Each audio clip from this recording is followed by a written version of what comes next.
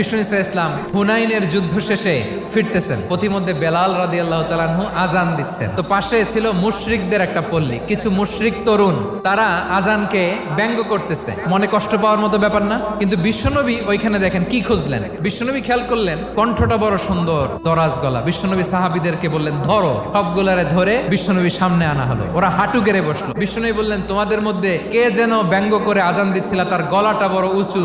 আবু মাহজুরা বলে আমার বন্ধুরা সবাই আমার দিকে আঙ্গুল দেখায়। আবু মাহজুরার মাথায় হাত দিয়ে বললেন এবার আজান দাও দেখি। আবু মাহজুরা বলে আমি তো আজান দিতে জানি না। বিশ্বনবী বললেন তাহলে আসো আমি তোমারে শিখাই দেই। বিশ্বনবী একটা বাক্য পরে, আবু মাহজুরা পরে, বিশ্বনবী পরে, আবু মাহজুরা পরে। আবু মাহজুরা বলে এক একটা বাক্য পড়ি আমার কলিজাটা গলে ঠান্ডা হয়ে যায়। বিশ্বনবীর সাথে দাঁড়িয়ে উনি শাহাদা পড়ে মুসলমান হয়ে গেলেন। বিষ্ণু ইসলাম বললেন যাও আবু মাহজুরা, আমি তোমাকে পৃথিবীর শ্রেষ্ঠতম মসজিদ মক্কার মসজিদুল হারামের মুয়াজ্জিন হিসেবে অ্যাপয়েন্ট করে দিলাম।